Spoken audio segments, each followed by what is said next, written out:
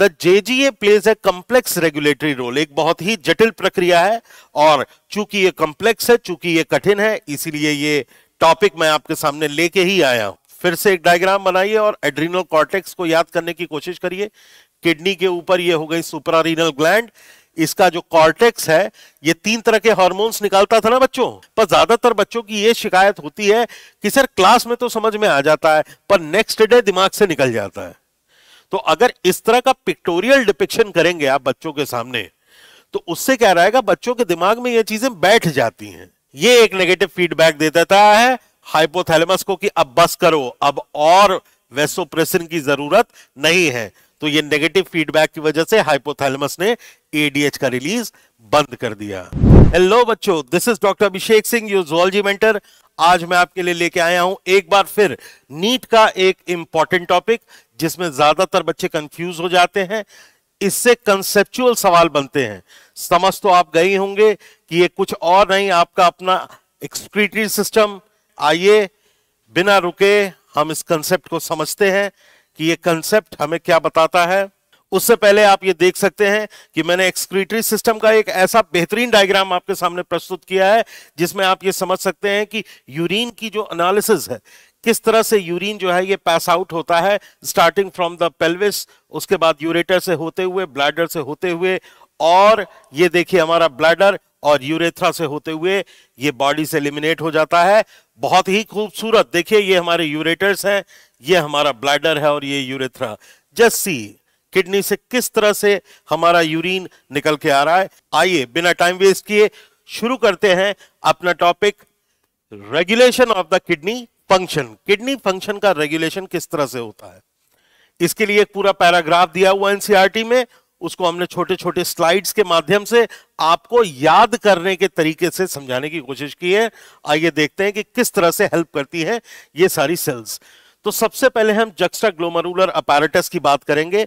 इस अपैरेटस में आप देख सकते हैं कि जक्स्ट्राग्लोमेरुलर सेल्स हैं, कुछ मैकुला डेंसा की सेल्स हैं, और इसी के साथ कुछ मीसेंग्लियल सेल्स भी पाई जाती हैं। इन तीनों को मिला करके हम कह देते हैं कि हमारा जक्स्ट्राग्लोमेरुलर अपैरेटस है। तो एक एक करके इस अपैरेटस, जेजीए अपैरेटस के बारे में पढ़ते हैं, और आइए इसके टैबूज और मिथ्स जो इससे रिलेटेड हैं उसको तोड़ते हैं। ठीक है, तो सबसे पहले हम शुरू करते हैं मैकुला डेंसा की सेल्स के बारे में। तो जो मैकुला डेंसा की सेल्स हैं, these are the cells of DCT epithelium. तो सबसे पहले आपको जानकारी मिलनी चाहिए कि ये डीसीटी इपिथेलियम की सेल्स हैं। डीसीटी यानी डिस्टल कन्वोल्यूटेड ट्यूब्यूल, जिसके बारे में मैं आपको 100 बार बता चुका हूं। आइए एक बार फिर से मैं आपको डीसीटी इपिथेलियम की सेल्स के बारे में बताऊं। तो अगर हम नेफ्रॉन को बनाते हैं, ये हो जाता है इसका प्रॉक्सिमल कन्वोल्यूटेड ट्यूब्यूल, ये लूप ऑफ हेनली, और ये हो जाता है डीसीटी का पोर्शन। ठीक है बच्चों, तो ये है हमारा डीसीटी का पोर्शन, डीसीटी का पोर्शन, जिसको कि हम डिस्टल कॉन्वोल्यूटेड ट्यूब्यूल कहते हैं। डिस्टल कन्वोल्यूटेड ट्यूब्यूल इसको कहते हैं। और इस डिस्टल कन्वोल्यूटेड ट्यूब्यूल की सबसे बड़ी खासियत यह है कि इसमें कुछ सेल्स ऐसी होती हैं बच्चों, ये लाइक दिस, अंदर इसके सबको पता है कि क्यूबॉइडल एपिथेलियल सेल्स है। ये देखिए, these are the cuboidal epithelial cells of the DCT. DCT के ल्यूमेन का ये टीएस है। ठीक, तो ये डीसीटी के ल्यूमेन का टीएस है। इस टीएस में आप ये देखते हैं कि these are the cells of DCT epithelium in contact with the arteriolar walls, यानी कि इसके जस्ट बगल में एफरेंट और इफरेंट आर्टीरियोल्स होते हैं। यहां पर हम बेसिकली बात करने जा रहे हैं आर्टीरियोल्स की। तो इसको हम यहां पर जस्ट एडजेसेंट एक आर्टीरियोलर वॉल बना देते हैं, और यहां पे बना देते हैं कुछ कैपिलरी की एंडोथेलियल सेल्स। ये देखिए, तो जो ये लिखा हुआ है उसी का डायग्राम मैंने आपके सामने बनाने की कोशिश की है। लिखते हैं कि सेल्स ऑफ डीसीटी एपिथेलियम, यानी ये क्यूबॉइडल एपिथेलियल सेल्स, और उसके जस्ट एडजेसेंट है in contact with arteriolar walls, arteriolar wall के कांटेक्ट में होती हैं, have denser than the epithelial cells, other epithelial cell से ये डेंसर होती हैं। डेंसर होने का रीजन ये होता है, देखिए ये इन सेल्स की बात कर रहा है which are adjacent to the arteriolar wall, इन सेल्स की बात कर रहा है। समझ में आया बच्चों आपको? मैकुला डेंसा की वो सेल्स जो कि आर्टीरियोलर वॉल्स के एडजेसेंट हैं, यानी उसके बगल में है, उनका साइटोप्लाज्म थोड़ा सा ज्यादा डेंस होता है बाकी सभी सेल्स की अपेक्षाकृत, बाकी सभी सेल्स के कंपैरिजन में। ठीक, they are comparatively known as macula densa. इन्हें हम मैकुला डेंसा के नाम से जानते हैं। फिर आ जाती हैं जक्स्ट्रा ग्लोमरुलर सेल्स। इंपॉर्टेंट है बच्चों, the smooth muscle cells of the wall of both the arterioles in contact with DCT epithelium. यानी अब हम बात कर रहे हैं आर्टीरियोलर वॉल्स की, यानी इसकी इन सब की बात हो रही है यहां पर। ठीक है, तो these are smooth muscle cells of the wall of the both arterioles in contact with DCT epithelium. They are swollen, थोड़ा सा थिक होते हैं, दे आर स्वॉलोन, तो उसको स्वॉलो करा देते हैं भाई, लीजिए। ठीक, and contain dark granules of inactive renin. ये रेनिन के इनएक्टिव ग्रैन्यूल्स को अपने अंदर सजोए रहते हैं। सी, इनएक्टिव रेनिन के ग्रैन्यूल्स हैं जो कि इन जक्स्ट्रा ग्लोमरुलर सेल्स में होते हैं, तो इनको मेंशन कर दीजिए कि दीज आर जेजी सेल्स। ये हो गए हमारे जेजी सेल्स, ये हो गए हमारे मैक्युला डेंसा के cells. Both are adjacent to each other, एक दूसरे के आमने सामने हैं ये दोनों। These are called juxtaglomerular cells. तो ये दो तरह की चीजें आपने देखी यहां पर डायग्राम में। आगे बढ़ते हैं। Renin angiotensinogen system. अब रेनिन एंजियोटेंसिनोजन एल्डोस्टेरोन सिस्टम किस तरह से रोल प्ले करता है अपना हमारे रेगुलेशन में किडनी फंक्शन के, तो देखिए क्या लिखता है, the JGA plays a complex regulatory role. एक बहुत ही जटिल प्रक्रिया है, और चूंकि ये कॉम्प्लेक्स है, चूंकि ये कठिन है, इसीलिए ये टॉपिक मैं आपके सामने लेके ही आया हूं। A fall in the glomerular blood flow, कहता है जीएफआर, जो कि नॉर्मल कितना होता है बच्चों, जीएफआर का रेंज जो होता है normal range, GFR is glomerular filtration rate, लिखती है NCERT 125 ml, 125 ml per minute के हिसाब से इसका रेट है। A fall in the glomerular blood pressure, blood flow, glomerular blood pressure और जीएफआर। एनसीईआरटी इन तीनों चीजों को मेंशन करती है, तो मैं भी यहां पर चूंकि सिर्फ और सिर्फ एनसीईआरटी से पढ़ाना है, तो मुझे आपको बताना रहेगा कि ग्लोमरुलर ब्लड के फ्लो को अगर ये कम हो गया, या फिर उसके प्रेशर को अगर ये कम हो गया, या उसके रेट को अगर ये कम हो गया, तीनों में से कोई भी चीज अगर कम होती है, तो that can activate the JG cells to release renin. तो याद करें जो प्रीवियस डायग्राम मैंने बनाया था, आर्टीरियोलर वॉल्स में जो जेजी सेल्स थी जिनमें इनएक्टिव रेनिन के ग्रैन्यूल्स देखने को मिले थे, वो क्या रिलीज कर देंगे, renin, which converts the angiotensinogen in the blood. देखिए अब आप कहेंगे कि सर ये एंजियोटेंसिनोजन क्या है, कि इसको बेटा लिवर रिलीज करता है। ये एंजियोटेंसिनोजन इनएक्टिव फॉर्म में आपके ब्लड में हमेशा विद्यमान रहता है। जब वो रेनिन, जिसको कि किसने रिलीज किया था बेटा, जेजी सेल्स ने। जेजी सेल्स कहां होती हैं, तो कहे सर आर्टीरियोलर वॉल्स पर, which are adjacent to the macula densa cells. तो उन्होंने क्या रिलीज कर दिया, रेनिन।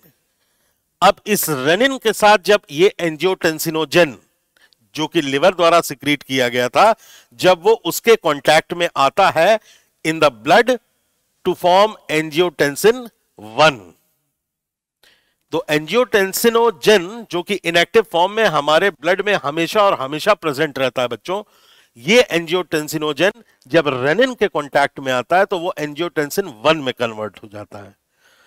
फिर ये एंजियोटेंसिन 1 एक एंजाइम है जो कि लंग्स से निकलती है, उसका नाम है एंजियोटेंसिन कन्वर्टिंग एंजाइम। वो इस एंजियोटेंसिन 1 को फर्दर कन्वर्ट कर देती है किस में बच्चों? एंजियोटेंसिन 2 में। अब ऐसा तो लिखती है एनसीईआरटी, लेकिन जब तक कि इसका पिक्टोरियल डायग्राम आपके सामने ना प्रस्तुत कर दूं मेरे दिल को चैन नहीं।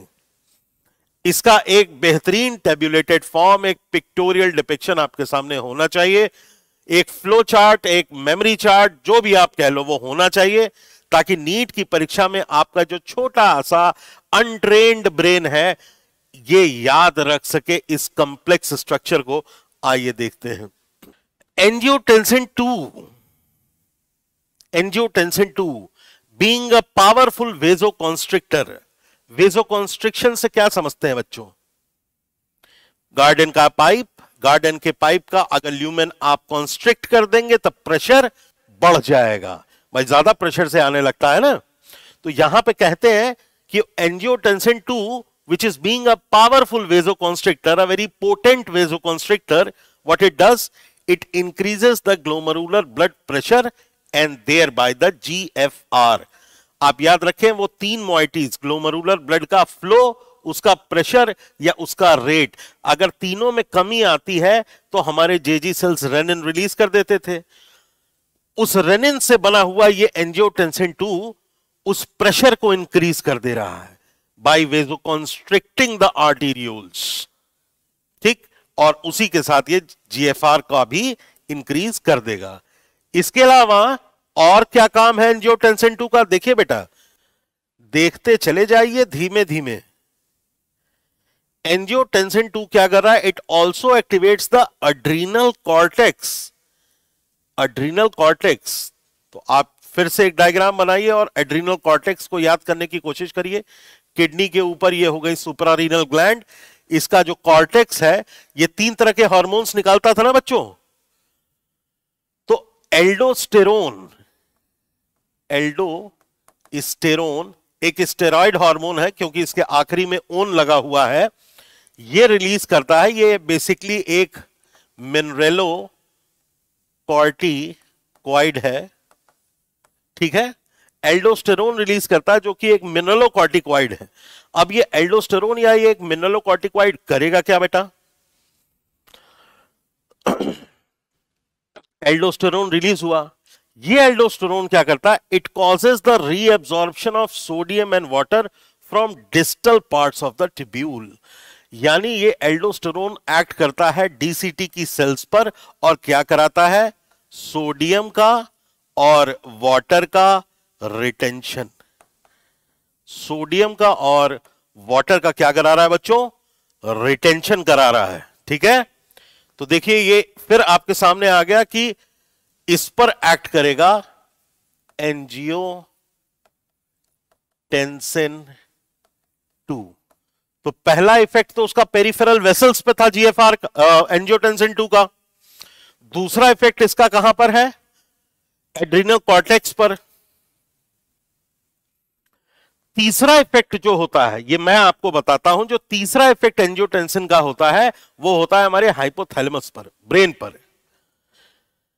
ब्रेन में जो हाइपोथैलेमस है इसके पास होते हैं थर्स्ट सेंटर्स, प्यास के थर्स्ट सेंटर्स, उनको भी ये एक्टिवेट कर देता है ताकि बॉडी में पानी का इंटेक बढ़ जाए। जब आदमी पानी पिएगा ज्यादा तो उसका ब्लड वॉल्यूम इंक्रीज हो जाएगा। तो याद रखिएगा, जब वॉल्यूम इंक्रीज हो जाएगा ब्लड में तो हार्ट को ज्यादा फ्लूइड मिलने लगेगा पंप करने के लिए। तो जितना ज्यादा हार्ट फ्लूइड पंप करेगा तो उतना ज्यादा फ्लो किडनी में आएगा। तो जितना ज्यादा किडनी में फ्लो आएगा तो पर मिनट जो फिल्टरेशन रेट है वो बढ़ जाएगा। तो इस तरह से जीएफआर भी बढ़ जाता है। देखिए आपके सामने मैंने एक ऐसा फ्लोचार्ट बना के दिया है बच्चों, जिससे आपको तनिक भी किसी भी प्रकार की कोई भी असुविधा नहीं होगी इस पूरे कॉम्प्लेक्स चीज को याद करने के लिए। जैसा जैसा बताया हुआ है बिल्कुल टेबुलेटेड फॉर्म में वैसा लिखा हुआ है। बच्चे शायद पढ़ रहे होंगे तो मैं आके अलग हो जाता हूं। जैसे लिवर से निकला है एंजियोटेंसिनोजन, जैसा कि मैंने आपको बताया था। ब्लड प्रेशर में ड्रॉप होगा। तीन चीजें याद रखना, ग्लोमेरुलर फ्लो, प्रेशर और तीसरा है रेट। अगर इन तीनों में कमी आती है तो जेजी सेल्स क्या रिलीज कर देती हैं? रेनिन। जेजी सेल्स रिलीज कर देती हैं रेनिन। रेनिन एंजियोटेंसिनोजन जो कि लीवर से बना था उसके साथ मिलकर बना दे रही हैं angiotensin 1। Just have a look at it. आप इसको स्टेप नंबर 1 मार्क कर सकते हो। एंजियोटेंसिन के साथ मिलकर बन गया एंजियोटेंसिन 1। अब जैसा कि मैंने बताया था, लंग से एक एंजाइम और निकलती है, इसका नाम है एंजियोटेंसिन कन्वर्टिंग एंजाइम। आप इसको एब्रीविएटेड फॉर्म में एएस कह सकते हैं। ये एंजियोटेंसिन 1 को किस में चेंज कर दे रही है? एंजियोटेंसिन 2 में। Step number 3। अब जो ये एंजियोटेंसिन 2 बना है ना मेरे बच्चों, इसके 3 एक्शन हैं। सबसे पहला एक्शन इसका है हाइपोथैलेमस पर, थर्स्ट और ड्रिंकिंग को इंक्रीज कर देता है। थर्स्ट सेंटर्स होते हैं जिनको ये इंक्रीज कर दे रहा है। दूसरा इफेक्ट इसका कार्डियोवैस्कुलर सिस्टम यानी पेरिफेरल वेसल्स पे होता है। उनका ये क्या करा दे रहा है बच्चों? वेसोकॉन्स्ट्रिक्शन। तो पहला हाइपोथैलेमस है, दूसरा है कार्डियोवैस्कुलर सिस्टम पर, और तीसरा एड्रीनल कॉर्टेक्स पर। ठीक, तो इसकी कॉर्टिकल सेल से ये एक स्टेरॉइड हार्मोन रिलीज करा रहा है जिसको कि हम कह रहे हैं एल्डोस्टेरोन, जो कि एक मिनरलोकॉर्टिकॉइड है। और ये भी क्या करा रहा है? सोडियम का और वाटर का रिटेंशन। तो देखिए, ये जब तीनों चीजें मिल जाती हैं, जब तीनों चीजें मिल जाती हैं तो जो गिरा हुआ बीपी था, जो गिरा हुआ ब्लड वॉल्यूम था, जो गिरा हुआ जीएफआर था, काफी चीजें गिर गई, तो उसे एलिवेट कर देते हैं। उसे ये तीनों मिलकर के क्या कर देते हैं? ब्लड प्रेशर को एलिवेट। तो जब बीपी एलिवेट हो जाता है तो जीएफआर अपने आप सुधर जाता है। समझ में आया बच्चों? तो ये जो है ये एक कठिन टॉपिक है, पर इस डायग्राम की माध्यम से, इस करामाती डायग्राम के माध्यम से आप बहुत अच्छे से अपना कंसेप्ट बना सकते हैं। तो मैं आपको इस क्लास में यही बताने की कोशिश कर रहा हूं बेटा कि इस तरह से विज्ञान पथ में हम पढ़ाते हैं कि बच्चों को सिर्फ कंसेप्ट क्लास में ही ना समझ में आए, जब घर जाए तो वो चीज रिटेन रहे मेमोरी में। बहुत अच्छे अच्छे कोचिंग संस्थान है जहां पे बहुत ही बेहतरीन टीचर पढ़ाते हैं। वो करते क्या है कि बच्चों को क्लास में तो समझ में आता है, पर ज्यादातर बच्चों की ये शिकायत होती है कि सर क्लास में तो समझ में आ जाता है पर नेक्स्ट डे दिमाग से निकल जाता है। तो अगर इस तरह का पिक्टोरियल डिपिक्शन करेंगे आप बच्चों के सामने, तो उससे क्या रहेगा, बच्चों के दिमाग में ये चीजें बैठ जाती हैं, तो बच्चे भूलते नहीं है इस चीज को। मैं इसी चीज पे एम्फसाइज करता हूं यहां पर हमारे विज्ञान पथ में। ठीक, आइए नेक्स्ट मैकेनिज्म देखते हैं कि और कौन कौन से ऐसे मैकेनिज्म हैं जिसके थ्रू हमारा किडनी फंक्शन रेगुलेट होता है। तो पहला आपने पढ़ा था रेनिन एंजियोटेंसिनोजन एल्डोस्टेरोन मैकेनिज्म। दूसरा है एडीएच का मैकेनिज्म, एंटी डायूरेटिक हार्मोन कहते हैं बेटा इसको, और ये पोस्टीरियर पिट्यूटरी यानी न्यूरो हाइपोफाइसिस से रिलीज होता है। पोस्टीरियर पिट्यूटरी से रिलीज होता है, न्यूरो हाइपोफाइसिस से रिलीज होता है, और इसका भी जो टारगेट ऑर्गन है वो नेफ्रॉन का डीसीटी ही है। जो इसका टारगेट एरिया है, भाई हर हार्मोन का अपना टारगेट एरिया होता है, तो इसका भी टारगेट एरिया क्या है? DCT, distal convoluted tubule. देखिए एडीएच मैकेनिज्म क्या कहता है? द ओस्मोरिसेप्टर्स इन द बॉडी, हमारी बॉडी में ओस्मोरिसेप्टर्स प्रेजेंट होते हैं, हमारी आर्टरीज में ओस्मोरिसेप्टर्स प्रेजेंट होते हैं। तो ये क्या करते हैं? These osmoreceptors in the body are activated by change in the blood volume. अगर ब्लड के वॉल्यूम में गिरावट हुई, अगर ब्लड के टोटल सर्कुलेटिंग वॉल्यूम में गिरावट होती है, तो ये जो ओस्मोरिसेप्टर्स होते हैं बॉडी में, ये एक्टिवेट हो जाते हैं। Body fluid volume and the ionic concentration, ये एनसीईआरटी लिखती है इन तीन चीजों को ध्यान देना बेटा। चलो इसको मार्क कर लिया जाए ताकि तुम लोगों के दिमाग में ये चीज रहे। ओस्मोरिसेप्टर्स कब कब एक्टिव होते हैं?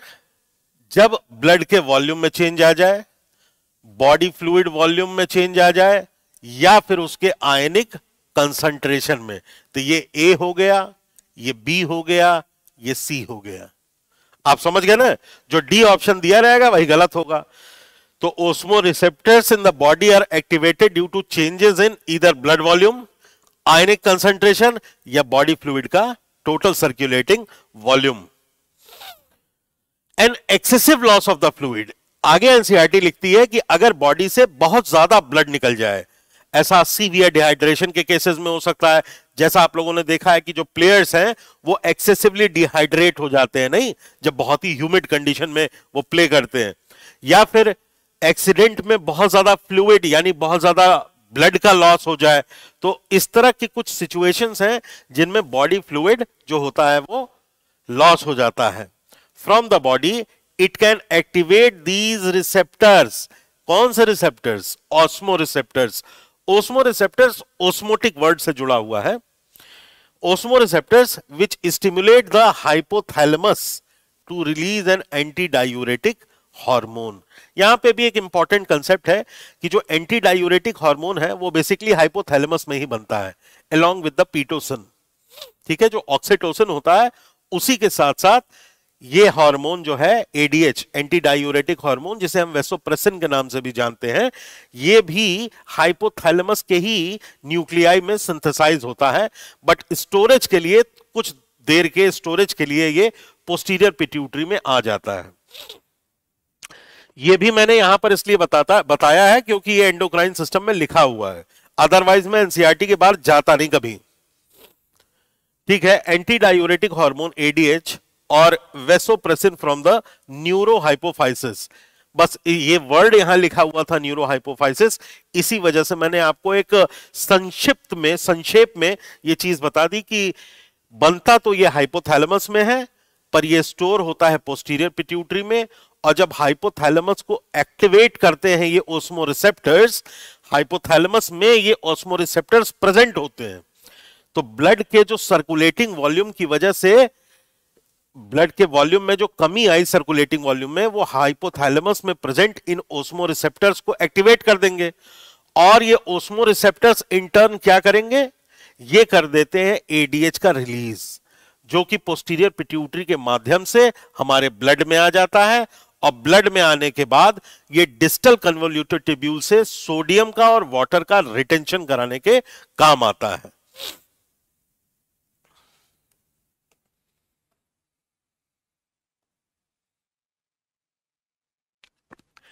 देखिए, जो मैंने आपको समझाया है वही चीज यहां लिखी हुई है। ADH facilitates the water reabsorption from the latter parts of the tubule, यानी डिस्टल कन्वोल्यूटेड ट्यूब्यूल की बात कर रहे हैं। Thereby preventing diuresis. Diuresis का मतलब होता है बार बार urge of micturition, continuous urge of micturition, उसको रोकता है। क्योंकि जितनी बार हम यूरिनेट करेंगे, जितनी बार हम मिक्टुरेशन में जाएंगे, तो उतना ज्यादा बॉडी से फ्लूइड लॉस होगा। और हमें फ्लूइड जो है बॉडी का वो प्रिवेंट करना है, क्योंकि ब्लड प्रेशर ऑलरेडी लो है। ठीक, N increase in the body fluid volume can switch off these osmo receptors. अब जैसे ही धीमे धीमे करके बॉडी का वॉल्यूम रीस्टोर हो जाता है, बॉडी का जो फ्लूइड वॉल्यूम है उसका रीस्टोरेशन हो जाता है, वैसे ही ये ओस्मो रिसेप्टर्स क्या करते हैं? ये एडीएच के रिलीज को रोक देंगे and suppresses the ADH release to complete this feedback. अगर इसको आपको अपने नोट्स में बनाना है बच्चों, तो कैसे बनाएंगे? आइए मैं आपको बताता हूं कि इसके नोट्स कैसे बनेंगे। और पिक्टोरियल नोट्स बनने चाहिए बेटा। देखिए कैसे रहेगा। सबसे पहले आप बनाइए कि बीपी में भाई फॉल हो गया। बीपी में फॉल होने की वजह से क्या हुआ? ओस्मो रिसेप्टर्स जो कि कहां प्रेजेंट थे बच्चों? हाइपोथैलेमस में। उन्होंने क्या किया? हाइपोथैलेमस से एडीएच का रिलीज कराया। ये एडीएच पिट्यूटरी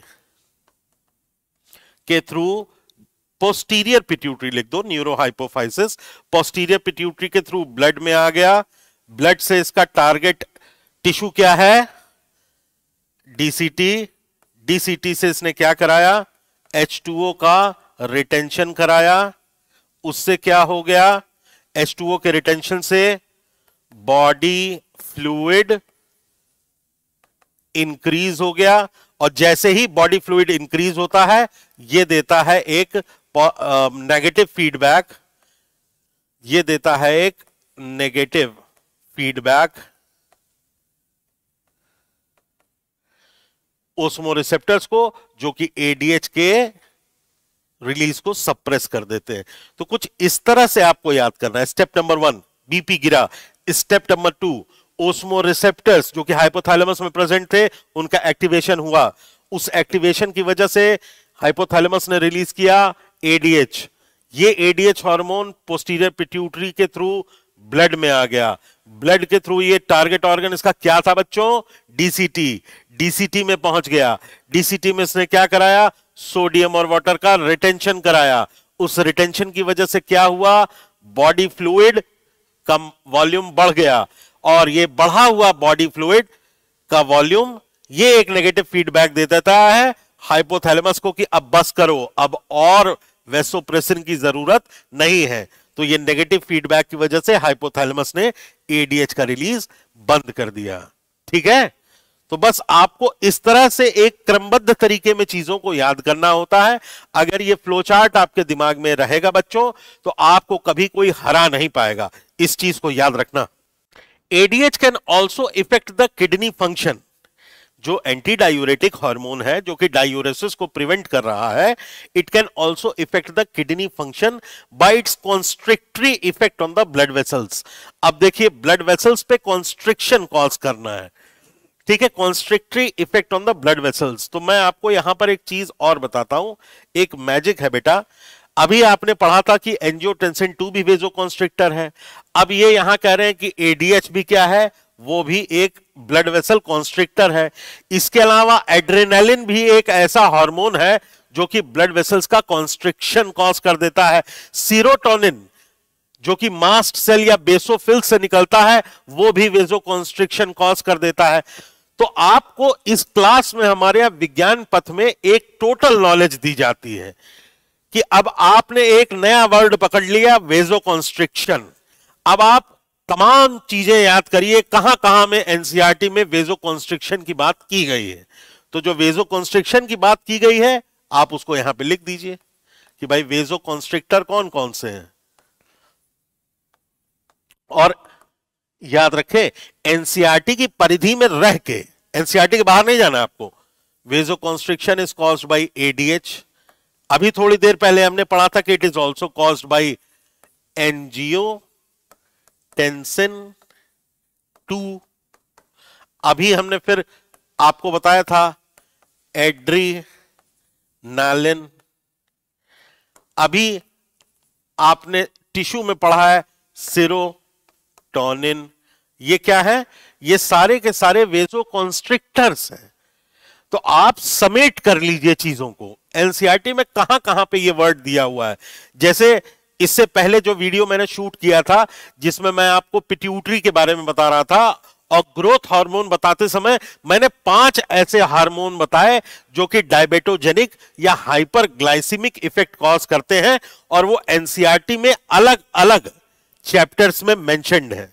तो इस तरह से कुछ बच्चों आपका जो प्रोडिगल डेवलपमेंट होगा, किताब पढ़ना आना चाहिए, उस एनसीईआरटी को पढ़ना आना चाहिए। एनसीईआरटी होती सबके पास है, सिलेक्शन सबका नहीं होता, क्योंकि ऐसे पढ़ाने वाला शिक्षक या इस तरह से पढ़ने की जो क्षमता होती है ये सभी बच्चों में नहीं होती। तो आप कुछ इस तरह से वेसोकॉन्स्ट्रिक्टर को एनालिस्ट भी कर सकते हैं।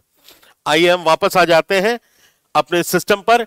This causes an increase in blood pressure. भाई बिल्कुल, अगर किसी पाइप को आप कॉन्स्ट्रिक्ट करेंगे तो निश्चित रूप से उसका जो ब्लड प्रेशर है वो शूट कर जाता है।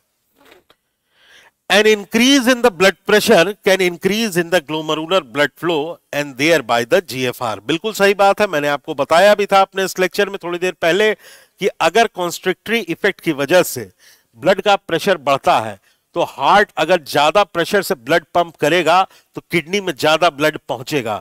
तो किडनी में ज्यादा ब्लड ज्यादा प्रेशर से पहुंचेगा तो जो फिल्टरेशन रेट है, जो हाइड्रोस्टैटिक प्रेशर है, वो भी बढ़ जाता है। फलतः मूल स्वरूप जीएफआर भी बढ़ जाता है। ठीक है बच्चों, तो इस चीज को भी याद रखिएगा। अब आपने दो मैकेनिज्म समझ लिए जिसके माध्यम से मैंने आपको ये बताने की कोशिश की है कि किडनी में जो फंक्शन है उसको रेगुलेट करने के लिए सबसे पहले रेनिन एंजियोटेंसिनोजेन एल्डोस्टेरोन मैकेनिज्म था। दूसरा मैकेनिज्म मैंने आपको यहां पे बताया है एंटी डायूरेटिक हार्मोन के प्रेजेंस में। ठीक, ओके। एनसीईआरटी देखते हैं क्या कुछ और भी लिखती है क्या। लेट्स सी कि और भी क्या लिखती है। रेगुलेशन ऑफ किडनी फंक्शन, देखिए फिर मैं आपके सामने एक फ्लो चार्ट लेकर के आया हूं। मैं फ्लो चार्ट और टेबुलेटेड फॉर्म, जिससे कि कंपैरेटिव स्टडी हो जाए, जिससे कि एक आर्टिकुलेटेड स्टडी हो जाए, इस तरह के क्राइटेरिया को बहुत ज्यादा प्रेफर करता हूं मैं अपने पढ़ाने के दौरान नोट्स में। जैसे हाइपर ओस्मोलैरिटी एंजियोटेंसिन 2 क्या कर रहे हैं, हाइपोथैलेमस से हार्मोन का रिलीज करा रहे हैं एडीएच का। यहां पर एडीएच का रिलीज हो गया, वो पोस्टीरियर पेट्यूटरी के थ्रू ये वेसोप्रेसिन क्या किया, ब्लड वेसल्स का कॉन्स्ट्रिक्शन करा रहा है और किडनी से फ्लूइड का रीअब्जॉर्प्शन करा रहा है। ये वेसोप्रेसिन जब वेजो कॉन्स्ट्रिक्शन कराएगा तो आर्टीरियल ब्लड प्रेशर इंक्रीज हो जाएगा। ठीक इसी प्रकार से जब फ्लूइड का रिजॉर्प्शन यानी सोडियम और वाटर का रिटेंशन कराता है डीसीटी से, तो उसकी वजह से भी क्या हो जाता है, ब्लड के वॉल्यूम में इंक्रीज हो जाती है। तो इधर से उसने प्रेशर बढ़ाया, इधर से बढ़ाया वॉल्यूम, तो जो सिस्टमिक ब्लड प्रेशर है वो बढ़ जाता है। तो इस तरह का डायग्राम भी आप अपने सामने देख सकते हैं बच्चों। Just see the magic.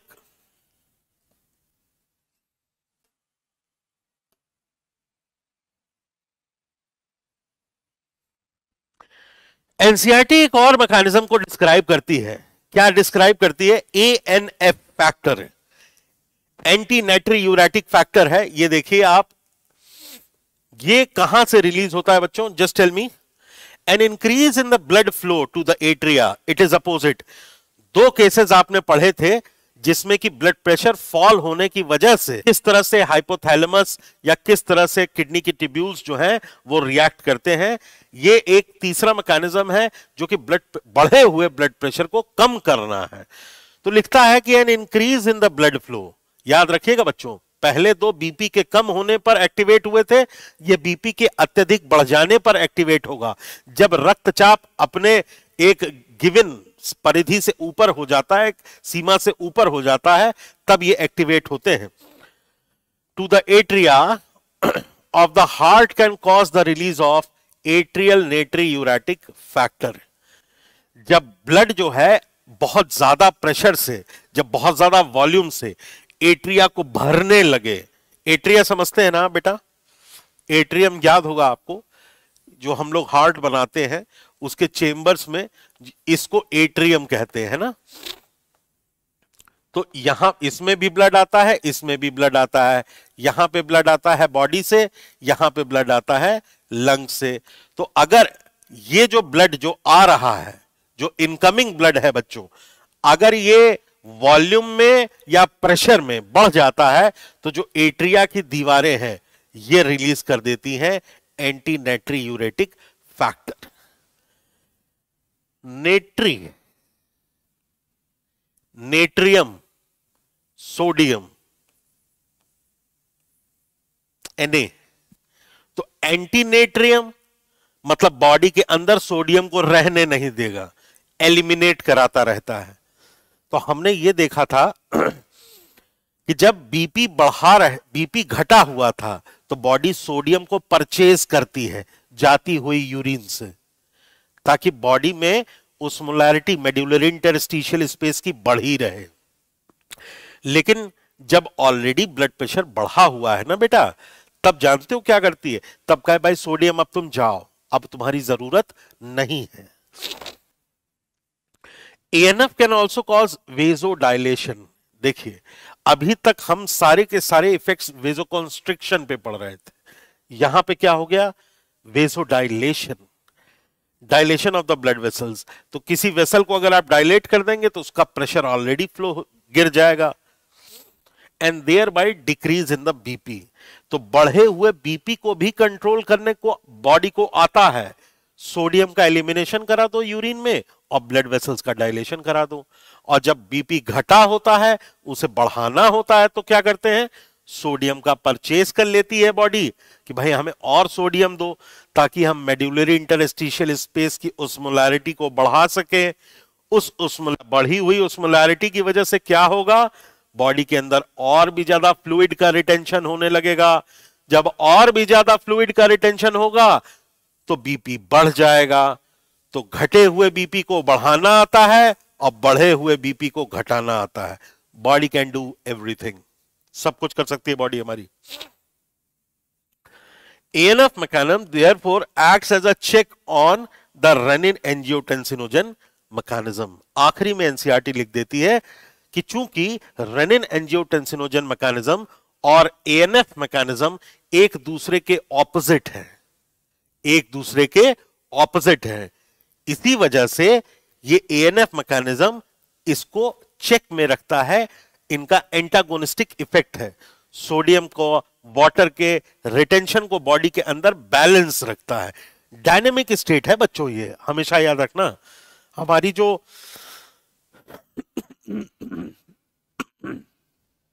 हमारी जो बॉडी है वो हमेशा डायनेमिक इक्विलिब्रियम में रहती है।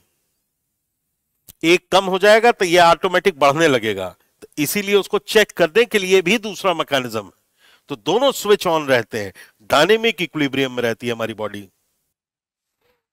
इसके अलावा कुछ मायोजेनिक मैकेनिज्म्स हैं जिन बच्चों को अगर थोड़ी एक्स्ट्रा नॉलेज चाहिए होती है, जो बच्चे चाहते हैं कि नहीं मुझे जरूरत से ज्यादा या थोड़ा और ज्यादा मिले, तो उनके लिए हम एक मायोजेनिक मैकेनिज्म को भी यहां पर एक्सप्लेन कर देते हैं।